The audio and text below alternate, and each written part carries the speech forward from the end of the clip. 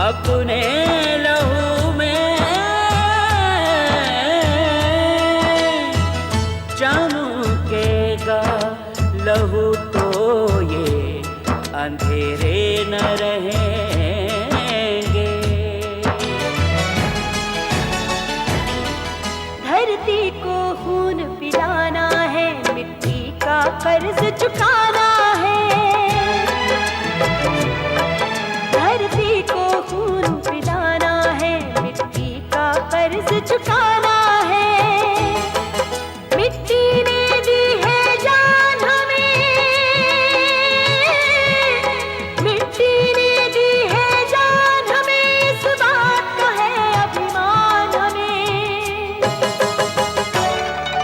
इस बात का है अभिमान हमें, इस बात का है अभिमान हमें, इस बात का है अभिमान हमें।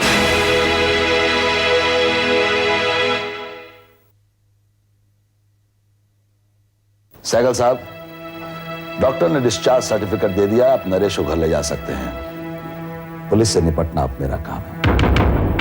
ये तुम्हारे पैर में क्या हुआ? नरेश को गिरफ्तार किया गया और उसकी रिहाई भी हो गई। जमानत पर रिहा हो गया। मैं कुछ नहीं कहूंगा। दोस्तों से दूर रहकर ही मैंने जाना है कि अच्छे दोस्तों की कितनी जरूरत है मुझे। उस शहर में रहने वाला लड़का है, तेरा नाम भी भूल गया होगा वो। अगर नरेश की जमानत आज हो सकती थी तो तब क्यों नहीं?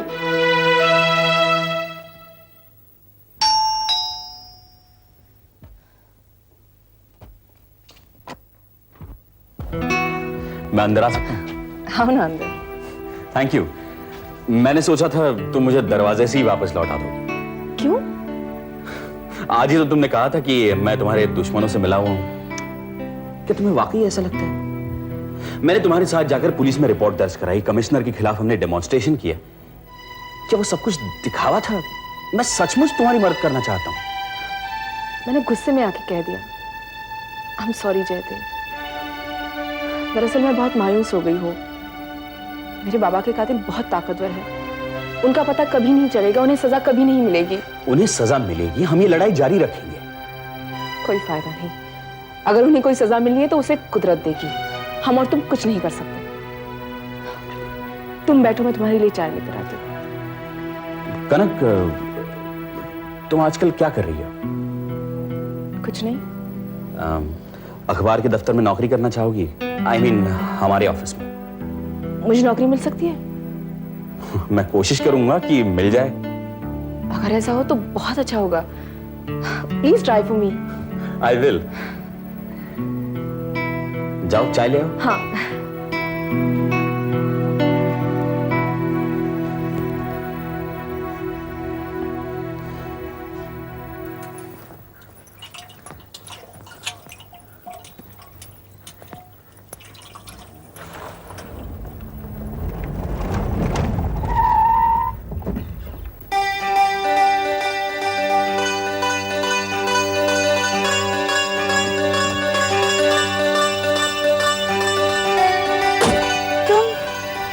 बहुत प्यास लगी है, थोड़ा सा पानी पिलाएगी मुझे?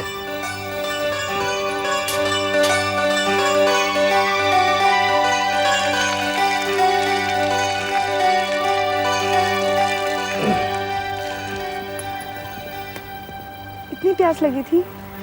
हाँ, बहुत प्यास लगी थी। इसीलिए तो इतना लंबा सफर तय करके आया हूँ तेरे पास। महेश भैया कह रहे थे कि तुम वापस कभी नहीं आओगे। तू भी यही सोचती थी ना कि मैं लौट के नहीं आऊंगा? हाँ? नहीं, मुझे पूरा विश्वास था कि तुम आओगे और जरूर आओगे। तभी तो रोज राह देखती थी मैं तुम्हारी। मैं भी रोज तेरे बारे में सोचता हूँ कजरी। क्यों सोचते हो तुम मेरे बारे में? पता नहीं क्यों, न जाने क्या हो गया मुझे। जब मैं यहाँ पर था तो घर वापस जाना चाहता था, और अब जब घर पहुंच गया हूं तो लौटकर यहां आना चाहता हूं, तेरे पास। मैं भी तुम्हें बहुत याद करती थी। मन करता था कि तुम्हारे पास आऊं, तुम्हें देखूं कि तुम कैसे हो, तो तुम कितनी दूर चले गए थे। तू मेरे पास आकर रहना चाहती है? तुम्हारे पास यानी? शहर में मैं तेरा कहीं रहने का बंदोबस्त कर दूंगा। पर महेश भैया है ना, वो नहीं आएंगे और मैं अकेली कैसे रहूंगी? तू मेरे पास आकर रहेगी, मेरे घर में? तुम्हारे घर में? रहेगी या नहीं? और सबसे क्या कहोगे? मैं कौन हूँ? वही जो तू है, कजरी। अच्छा, सिर्फ कजरी और कुछ नहीं? जब सही वक्त आएगा तब सबको ये भी बता दूंगा कि तुम मेरी कौन हो। अब चलेगी? मुझे कब बताओगे कि मैं तुम्हारी कौन हूँ? तुझे तो मैं पहले ही बता चुका हूँ कि तू मेरी कौन है। चल अब। लेकिन अभी। हाँ अभी। महेश भैया, उनसे क्या कहूंगी मैं? महेश ने मेरे बारे में क्या कहा था कि मैं कभी लौट कर नहीं आने वाला। तो अब जब तू घर वापस नहीं लौटेगी तो वो समझ जाएगा कि जो नहीं आने वाला था वो आ गया। अब चल चल बैठ।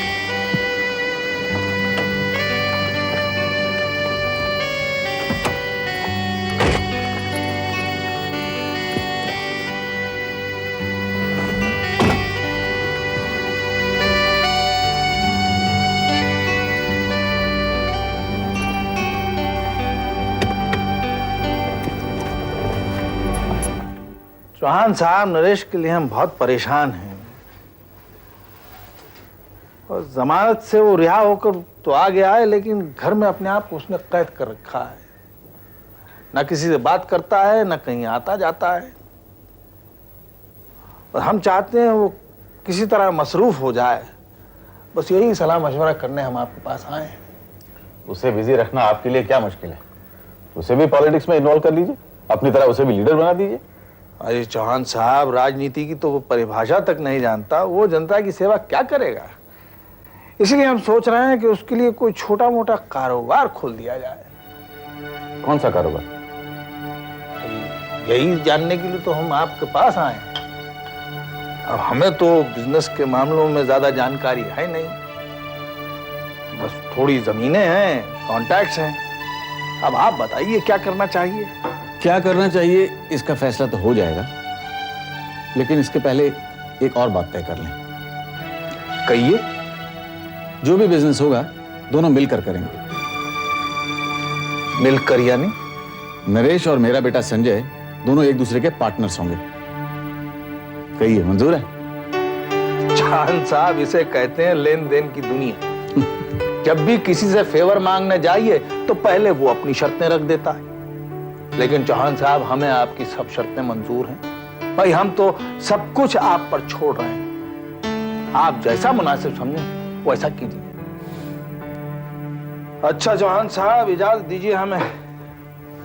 आइए, मैं आपको बाहर तक छोड़ देता हूँ। अरे आप क्यों तकल्लुफ करते हैं? तकल्लुफ कहाँ कर रहा हूँ, मैं भी दुनियादारी निभा रहा हूँ। पता नहीं आगे आपके साथ क्या क्या रिश्ते होने वाले हैं। अच्छा, तो बहुत आगे की सोच रखी है आपने भी। आइए आइए। ऐश्वर्या, पापा। तुम यहाँ क्या कर रही हो? पापा, मुझसे भी काम है? नहीं अंकल, मैं जयदेव जी से मिलने आई थी। जयदेव कौन? आपका एडिटर? हाँ वही। एक मिनट। जयदेव। यस सर, मेरे साथ आप। ये हैं। तुम कब आई? मैं अभी आई हूँ।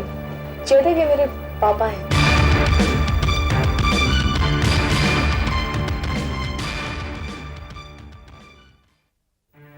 How are you sir?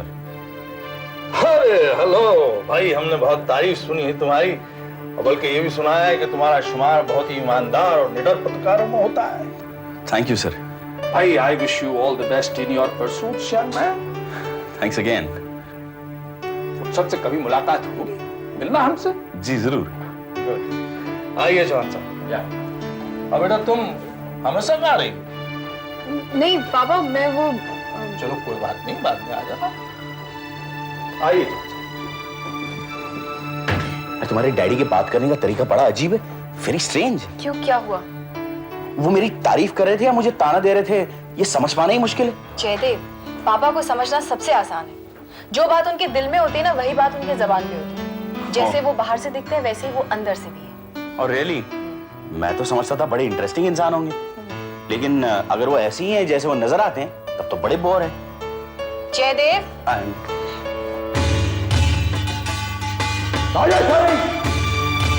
क्या हुआ? आप जरा इधर बैठिए। हमें आपसे ऐश्वर्या के बारे में पूछ रहा है। पूछिए, क्या पूछना है?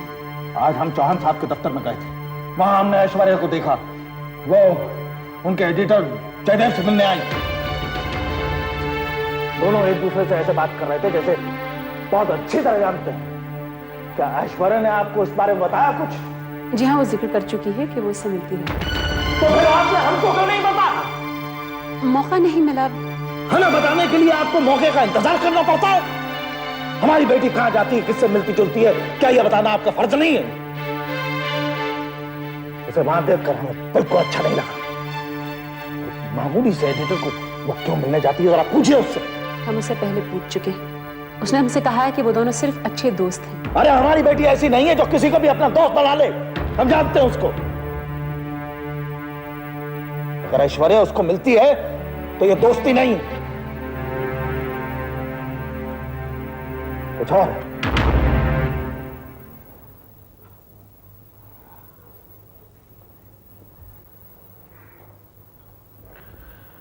आज सहगल साहब मेरे ऑफिस आए थे।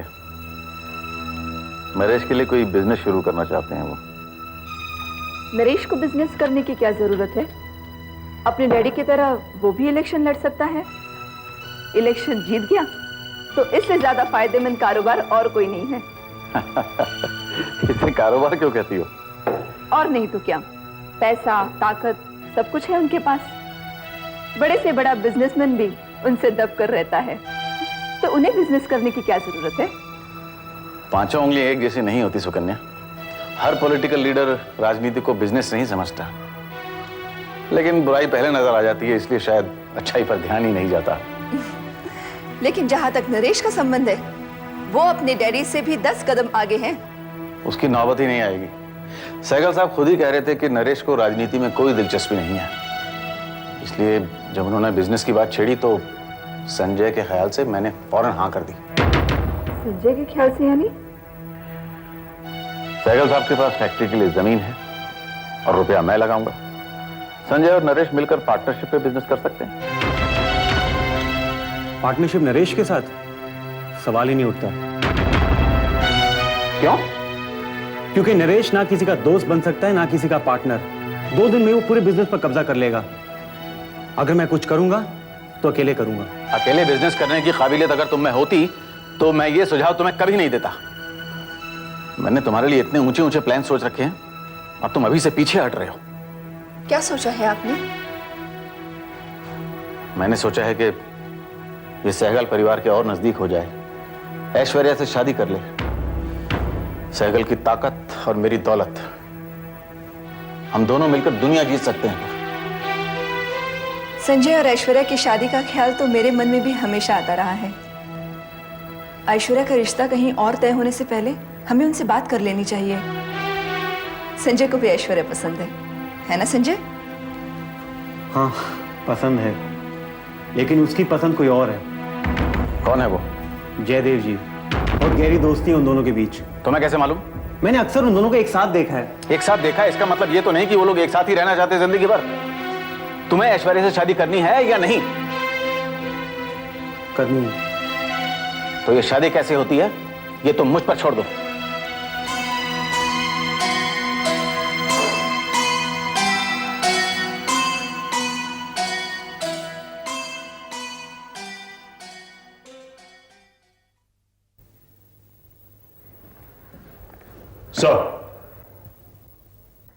सर, मैं आपसे एक सवाल पूछने आया हूं। कैसा सवाल? शर्मा मर्डर केस की फाइल क्या बंद हो जाएगी? उनके कातलों को कभी सजा नहीं मिलेगी सर? ये सवाल तुम क्यों पूछ रहे हो? ये केस तुम्हें सौंपा गया, क्या इसकी तहकीकात नहीं कर रहे हो तुम? मैं अपनी तरफ से पूरी कोशिश कर रहा हूं सर, लेकिन जब तक गुप्ता जैसे नामी वकील नरेश की जमानत करते रहेंगे तब तक यह सवाल उठता रहेगा कि क्या हम अपने मकसद में कामयाब होंगे। जब अदालत ने उसकी जमानत को मंजूर कर लिया है तब अगला कदम यही उठेगा कि उसको बाइज्जत रिहा भी कर दिया जाएगा। तुम कहना क्या चाहते हो सिद्धांत? मुझे आपकी परमिशन चाहिए सर। मैं सहगल और उनके ड्राइवर रज्जू, उन दोनों को यहां बुलाकर उनसे सवालात करना चाहता हूं। किस बिना पर? सहगल साहब के खिलाफ कोई कंप्लेंट नहीं, सहगल ने अपने बेटे को भगाने में उसकी मदद की थी। उन्हीं के गेस्ट हाउस में वो छुपा भी हुआ था। क्या यह वजह काफी नहीं सर? और उनका वफादार नौकर रज्जू, वो भी उनका राजदार होगा।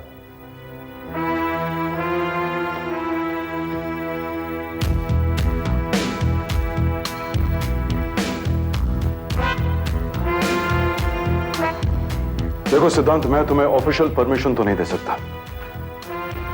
Thank you sir. अनऑफिशियली सही, मैं सिर्फ इतना जानना चाहता था कि आप मेरा साथ देंगे या नहीं।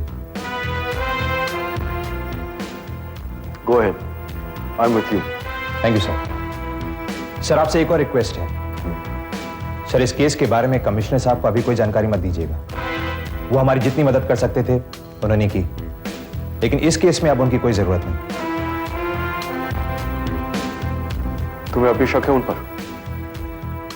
Yes sir. सर मुझे यकीन है कि अगर उन्हें इस केस में इन्वॉल्व किया गया तो हमारा केस कमजोर पड़ जाएगा। जैसा तुम ठीक समझो, और आई वांट रिजल्ट सिद्धांत। नतीजा बहुत जल्द सामने आ जाएगा सर।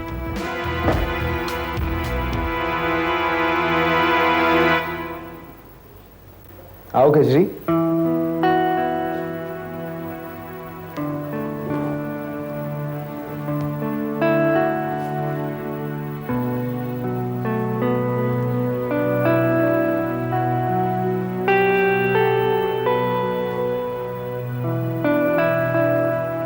आओ।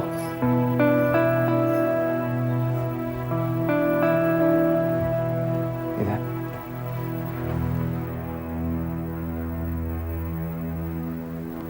Hi dad.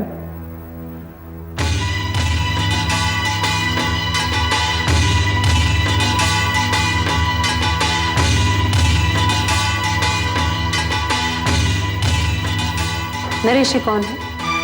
तुम इसे यहाँ क्यों लाए? मम्मा ये कजरी है। आप इसे जानते हैं? कजरी ये मेरी मम्मी है, और डैड से तो तुम पहले ही मिल चुकी हो। मम्मा जब मैं अपने घर से दूर था ना, तब कजरी ने मेरी बहुत सेवा की।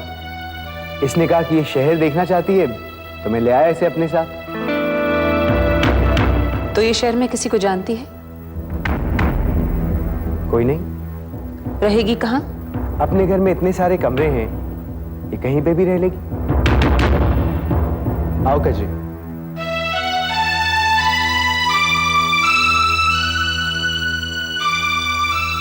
अब ये यहाँ रहेगी। आपने क्यों नहीं पूछा उससे कुछ? अरे हम क्या उससे पूछ लिए?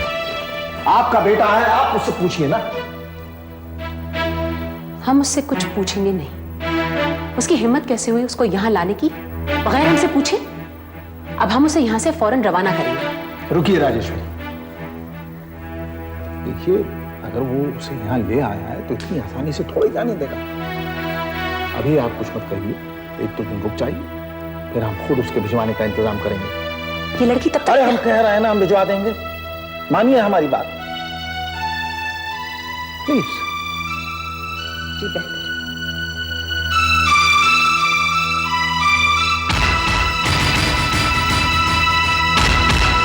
धरती को खून पिलाना है, मिट्टी का कर्ज चुकाना है।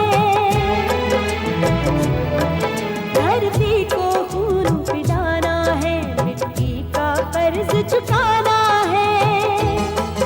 मिट्टी ने दी है जान हमें, मिट्टी ने दी है जान हमें, इस बात का है अभिमान हमें।